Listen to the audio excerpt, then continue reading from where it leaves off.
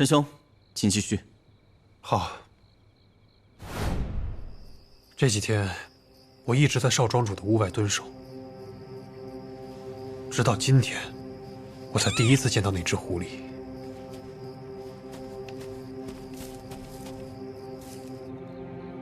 我本想抓住它，却没想到被它咬伤，让它逃走了。你们俩是当真看到白狐了？我看的不是很清楚。我看到了，是白狐，但它身上有血。血是我的，那孽畜咬了我一口。好了，不要再说了。少庄主被狐精迷惑，我们这些凡夫俗子能有什么办法？庄主外出去请法师了，应该很快就会回来。我们还是等庄主回来再说吧。我爹和我二叔共同创立了这个尹家庄，但比起我爹，我二叔更强势，也更严厉，因此这个庄子里的人都不是很喜欢他。而且很早之前，我爹和我二叔的关系就不是很好，但自从我哥出事了以后，他们俩的关系好像变好了一些。好，那你不知道什么原因？完全不知道。那这二庄主的女儿呢？你是说尹欣？没错。这尹欣从小性格就很古怪。小时候我们玩过一段时间，但后来由于我爹和我二叔几乎不往来，所以我们俩慢慢的也就淡了。我也不知道这尹欣到底经历了些什么，但从小他就是呆呆傻傻的。你说的不来往，是完全不来往。其实两家的关系也就时好时坏的，好的时候也就是不争斗而已。我们住的是北庄，再往南边还有南庄，那是我叔叔他们住的地方。这边只是北庄？哦，那你们尹家怎么会这么有钱？我们尹家从来就是有钱。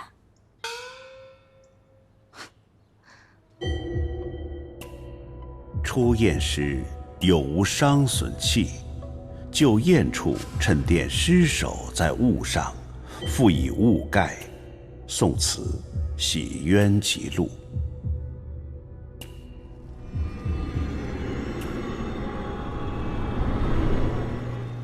少庄主他这是怎么了？其他郎中说的没错，少庄主只是气血虚，我也检查过药方和汤药本身都是补气血的。按理说喝了这么多，身体应该早就好了，奇怪。平时这个汤药是谁熬制的？又是谁端进来的？我知道你在担心什么。之前一直负责给哥哥熬药的是来福，也是由来福送来屋子里的。之前我也怀疑过，所以有一段时间一直都是我亲自负责给哥哥熬药，也是由我送来给哥哥的。我敢保证，除了我，没有人接触过药，但不知道为什么还是会发生这种情况。师傅，你看少庄主的面色，一看就被狐狸精吸了阳气。说的好像你被吸过一样。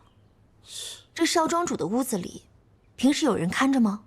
白天一直都有人，到了晚上，即使屋内没人，屋外还是有人的。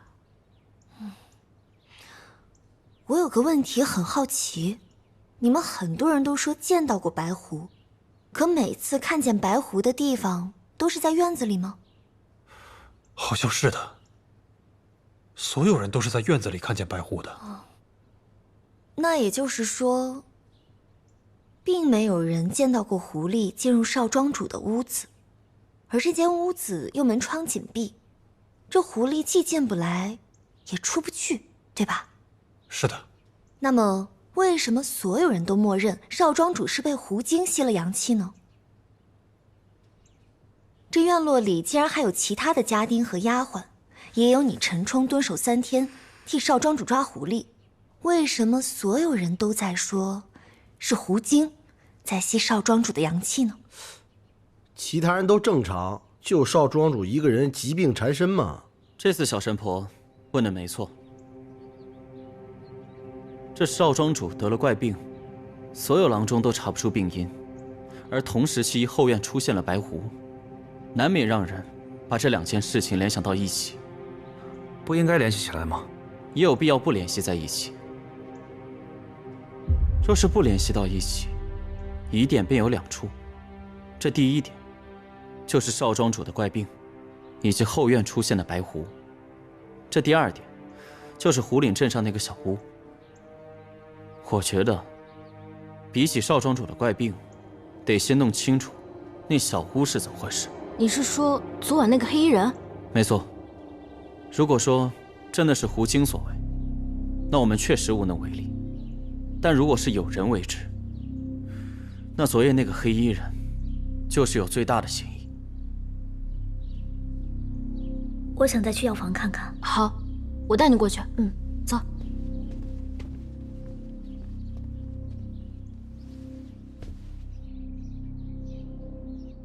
南庄，没想到尹家庄后面还有个庄子。是啊，这南庄是尹茂春的庄子。怎么这个尹茂春和尹俏的父亲尹德旺没有住在一个庄子里面啊？这兄弟俩关系不太好，所以就没有住在一起。走吧，进去看看。走。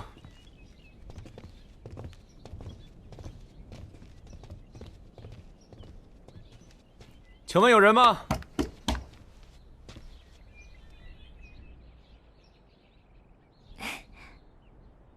你们干什么的？我们是尹家庄的客人，也是尹俏的朋友，认识二庄主。之前叨扰了几天，今天特意到府上看看。走走走，二庄主吩咐过，南庄不接待任何客人。如果你们要见二庄主，我会通报，他自会去北庄找你们。哎，你这是真走了？这大白天的闭门谢客，南庄肯定有古怪。是有些古怪。白姑娘，我听沈姑娘说，这个尹家庄处处透露着古怪，而且还有一个没有人去过的南庄。没错，我们刚去过了，根本就不让进。尹姑娘说，连她都没有去过，一来是和这个叔叔关系不好，二来是这个叔叔脾气古怪，不见任何客人。如果说尹姑娘都不能进去，那肯定有问题。是啊，宋大哥。哦，对了，我去了药房和厨房，药和佐料都没有问题。如果像尹姑娘所说的，她都是亲自熬药，并且亲自送去少庄主的房间，那少庄主的病就与药事无关。宋大哥，接下来你准备怎么办？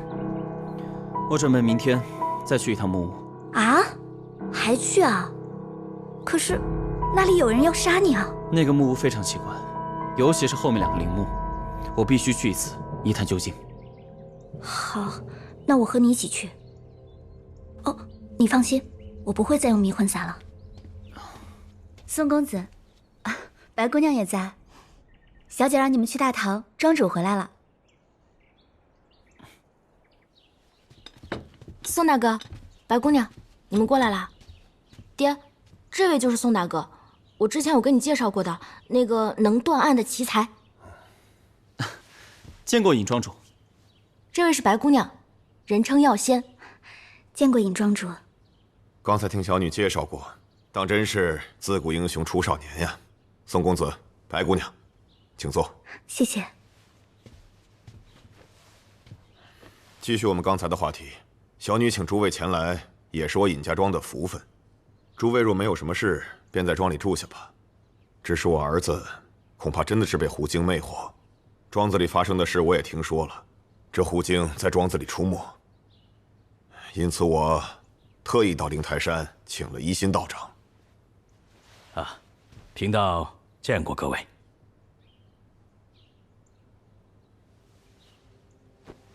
道长，刚才你说庄子的风水格局有问题。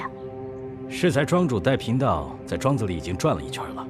贫道来庄子之前，远远的看到这里有一股浓浓的妖气，庄子的风水也是4败4破，阴气压顶的格局啊。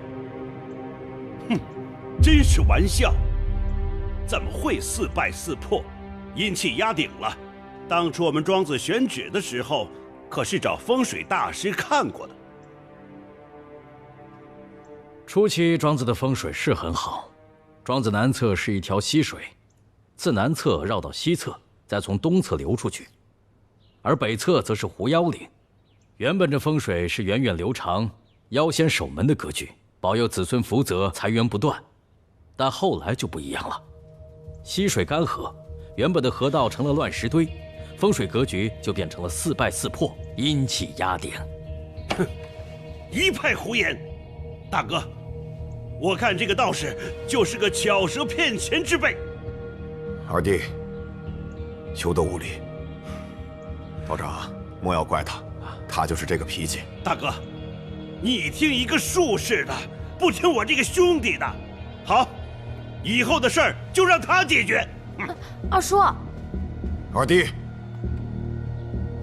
诸位，我二弟就这个脾气，让诸位见笑了。道长，小女子沈西月是当今太子太保沈修灵的女儿，有些问题我想请教一下。啊，你是临安沈家的人？正是。哎呀，不知沈小姐光临，乔儿，你也不提前给为父介绍一下？庄主莫怪，我们和尹姑娘都是朋友，身份之类的虚名并不重要。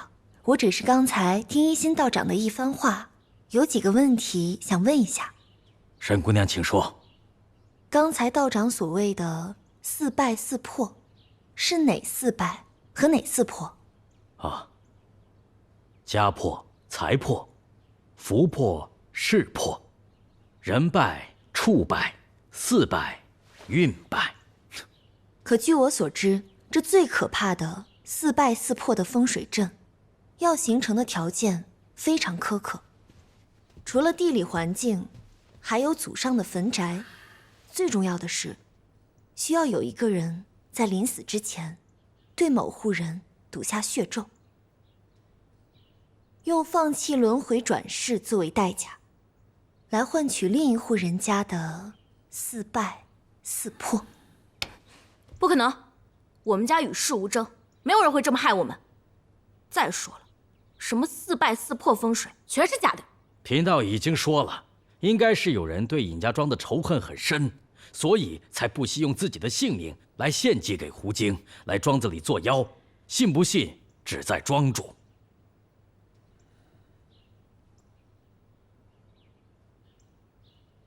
那道长可有破解之法？破解之法是有，但不知道庄主肯否。且不管真假，只要道长有破解之法，全当买个心安，阴谋也会照做。只是不知破解之法到底是什么呀？写下想害庄子的人的名字，贫道来做一场法事，化解对方的怨气。另外，如果拿了对方的东西，要归还。尹某一生光明磊落，从未得罪过任何人。即使道长的方法能够破解这四败四破，我也不知道这个人到底是谁。那这就不好办了。或许是有人嫉妒尹家庄的家财万贯，不惜将自己的性命来诅咒你们庄子。或许这个人庄主并不认识。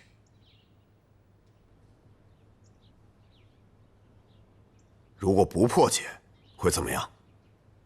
贫道算过，3日之内，庄子里必定会有血光之灾。一派胡言！尹某人敬你是个仙家，把您请到庄子里来，没想到你竟然如此咒我。目前我的儿子是被狐精所魅惑，可即便如此，庄子里也未曾有人因此丢了性命。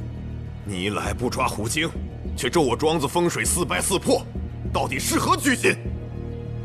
贫道并不是那种江湖骗子，来赚取你的银两。庄主可以不信，贫道自当离去。这些符纸就当贫道免费奉送。庄内的人拿到符纸必须贴身携带，可免3日内血光之灾。3日之后，就属贫道管不着了。爹，这个道长他……让他走！诋毁我尹家庄，简直一派胡言！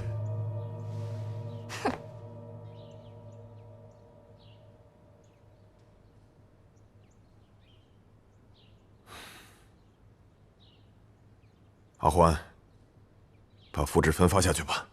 师傅，这么重要的事情，还是交给我亲自去办吧。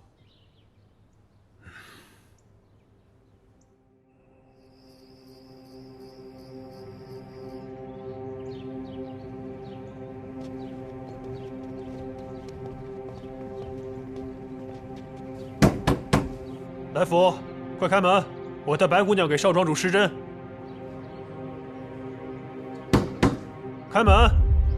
来福，陈大哥，会不会出事了？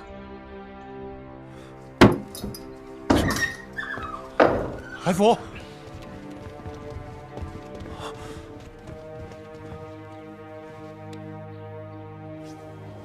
人已经死了。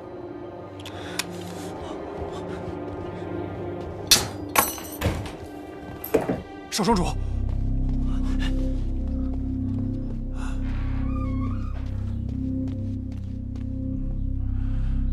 发生了何事？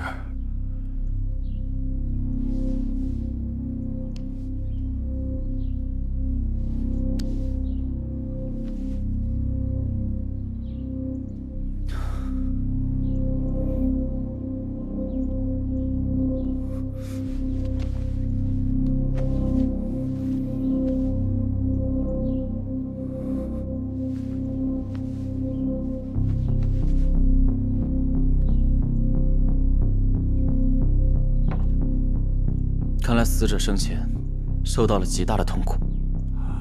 宋公子，来福他是怎么死的？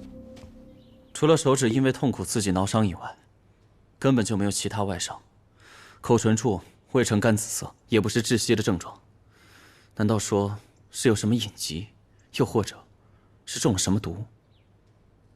宋大哥，要不我检查一下，看是不是药物中毒？那就麻烦你了。辛苦你了。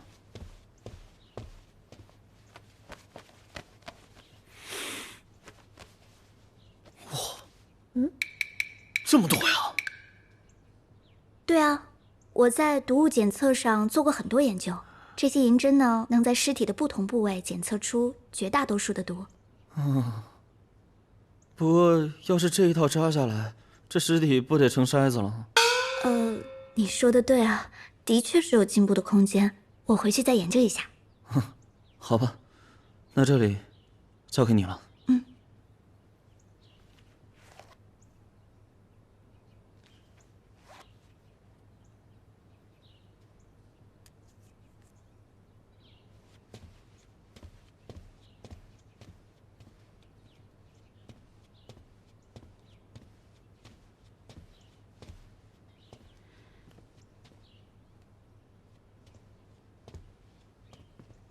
少庄主怎么样了？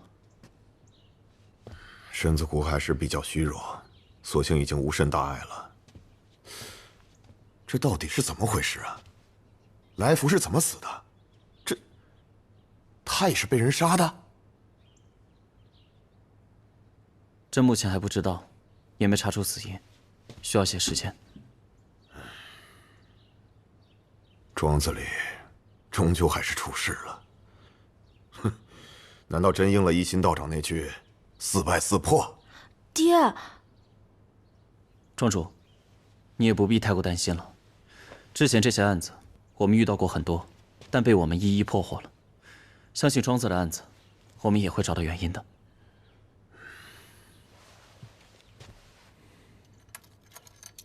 宋慈，过来看这个。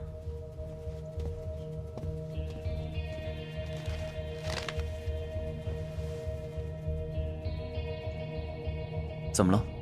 有个划痕。我昨天来的时候就没有。嚯，这你都记得？你真的是个怪胎啊！你才是怪胎呢。我昨天一进来的时候，尹超少爷的房间就很干净，我特意留意了一下，但这个划痕，昨天确实没有。还有这个，这门锁确实也是被外力损坏的。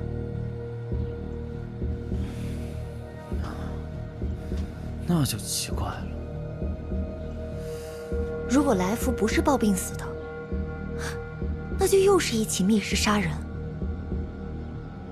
我听陈冲说，他来的时候，外边这道门是反锁的，而这个屋子和外屋连接的这道门，也是从外面锁上的。自从哥哥病了，奇怪的狐狸又经常出现，所以为了哥哥的安全，外屋的门一直是锁着的。而来福作为哥哥的贴身小厮，一直就住在外屋，而内屋的钥匙就在来福的身上。果然又是一起密室杀人。这2道门从内屋到外屋是连在一起的，2道门全部反锁了，而里面唯一的人却死了。这凶手是怎么逃出去的呢？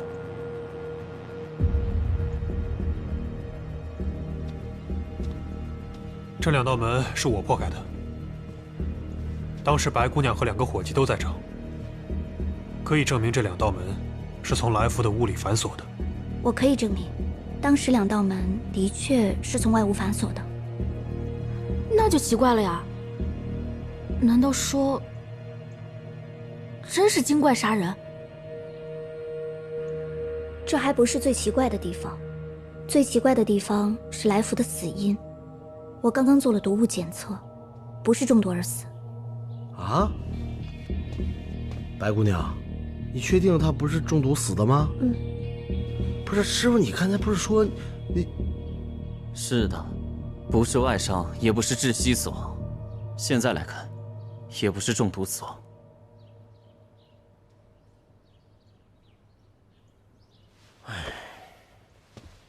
那这也不是，那也不是，这人到底是怎么死的吗？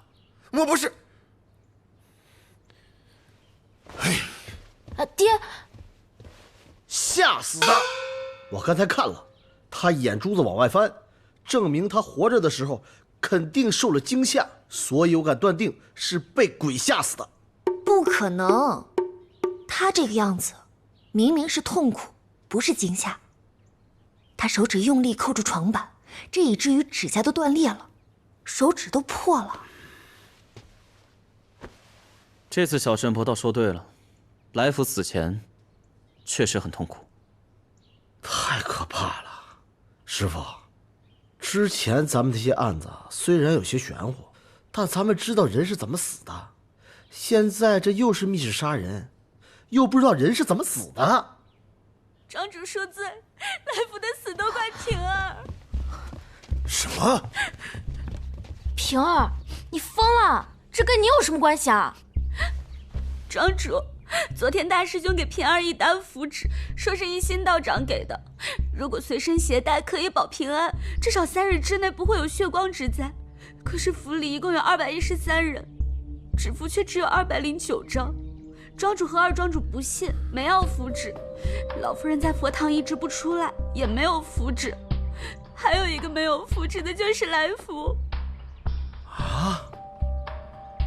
这也太神了！师傅，那个道长说的也太神了，这就是血光之灾呀！没有符的来福死了。哎，幸好我还有个符，我赶紧拜。嘘。哎呀，你这纸符，为什么偏偏就不给来福呢？符纸少了4张，2位庄主和夫人没要，有一个人注定是没有的。我说的是，那个注定没有符纸的人，为什么偏偏是来福？说呀！我来说吧，是因为这个来福一直喜欢平儿，而平儿又讨厌他，所以他们2个人一直关系都不好。平儿实在不想和来福说话，可是没想到符纸不够，本来想着最后给他的，但平儿真的没有想到会给他带来这番后果。有意思啊，有意思，这个道人有点意思啊。小神婆，说什么呢？他好像算准了似的，算准了2位庄主不信，算准了夫人不要，还算准了这张符纸会少1张。然而这个人就死了，好像就是在说，看我算的准不准？小神婆啊，你这个想法倒是挺特别呀。难道不是吗？这么说来，这个道长真的很厉害。快去把一心道长给我请回来！是，师傅。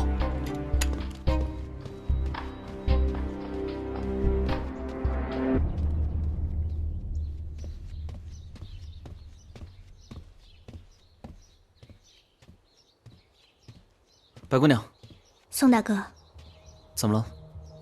我刚给来福的尸体做了毒物检测，排除了中毒死亡的可能性，但不排除他在死前还中了其他药物。你看到那些银针，只能排除中毒。可如果他在死前被人下了能让人陷入昏迷的药物，那我是查不出来的。因为他的死非常奇怪，死前非常痛苦。按理说，这个过程中应该是有挣扎的。可是他除了手指的抓伤，身体其他部位都没有任何伤痕，除非是被捆绑，但也没有捆绑的痕迹。是啊，因此我怀疑他是被人下了迷药类的药物。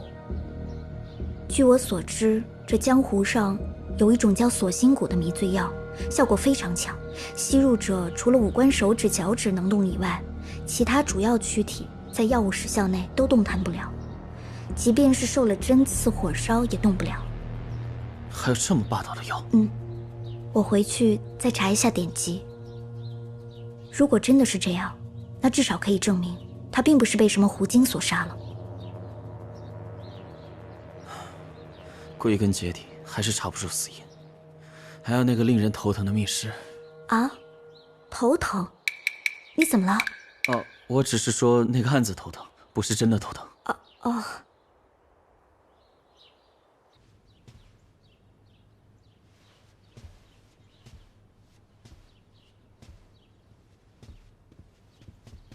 师傅，您找我有事儿。阿欢。少爷，您看。冲儿，找个信得过的人，把这封信发出去。师傅，这封信……有些事儿，不该问就不要问。你去吧。是。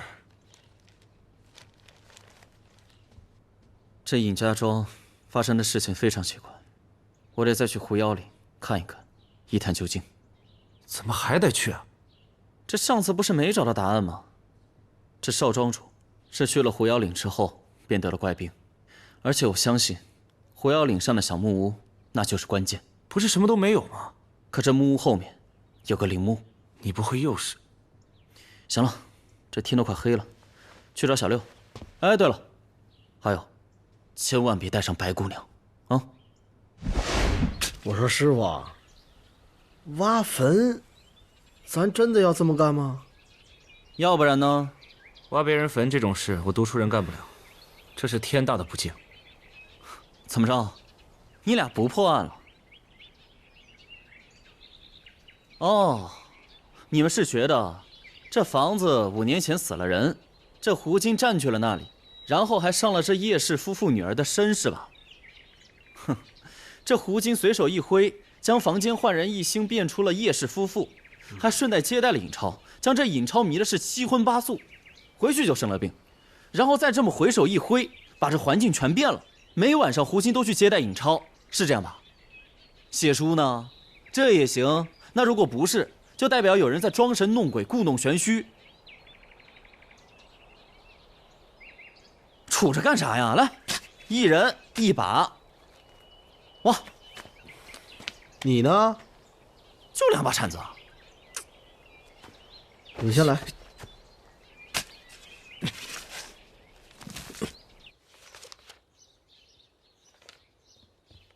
白姐姐，哎，白姐姐，你找我呀？哦，尹姑娘，我想问一下，离这里最近的镇子远吗？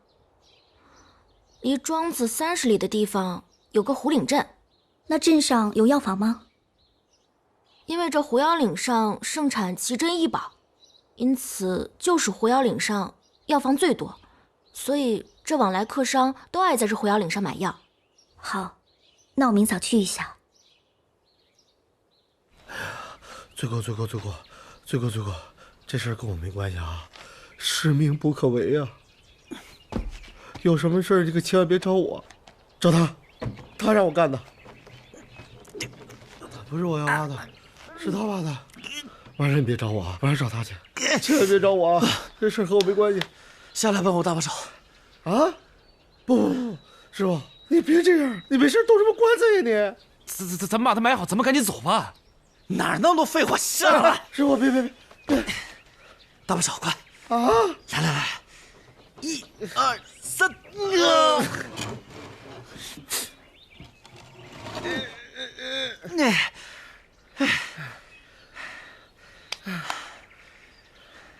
你们下来看。师傅，我不敢看，我害怕恐龙。我也不看。里面什么都没有，转过来看吧。啊，师傅，你别骗我啊！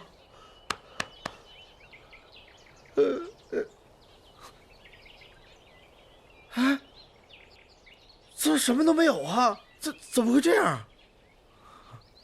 若是这样的话，这就证明这个木屋以及这个陵墓是有人精心设计，故意放在这儿的。要是没猜错的话，连叶远志这个名字也不是随便取的。小神婆他们家不是什么都能查到吗？让他去查呀。这小神婆这么聪明，估计早就去查了。都白挖了，那咱们现在怎么办呀？我想，我得去找一下尹夫人。找尹夫人？没错，我觉得尹夫人应该知道些什么，而且没有告诉你，故意隐瞒了起来。那为什么这么说呀？若是心疼自己的儿子，应该时时刻刻守在儿子身边，而不是每天在佛堂里面求佛祈福。尤其是前一天晚上，儿子的屋子里死了人，但这一天，你们全程有看到尹夫人吗？哎，你这么一说，还真是。所以我觉得，得去找一下她。不，那陈冲被咬那天，尹夫人出来了。这也是为什么我奇怪的地方。你想见我娘，可是怎么了？我娘脾气很古怪，她似乎和谁都不亲，即便是我爹，我也很少看到娘跟她说话。那你爹娘之前可有发生过什么事情？我不知道，我娘平时都深居简出，而且自从我哥出了事之后，她更是把自己锁在了佛堂里，也不再过问庄子里的任何事儿。看来还是得找夫人了解一下情况。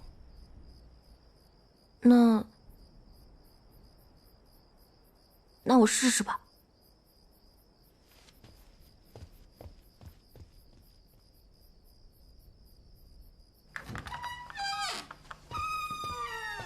怎么样了？娘说了，给你半炷香的时间，你快进去吧，我在外面等你。好。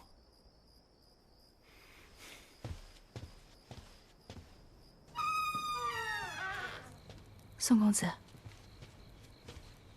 宋慈，见过尹夫人。我知道你有很多疑问，昨天发生的事情我也听说了。其实你见我也没什么用，我和你一样，什么都不知道。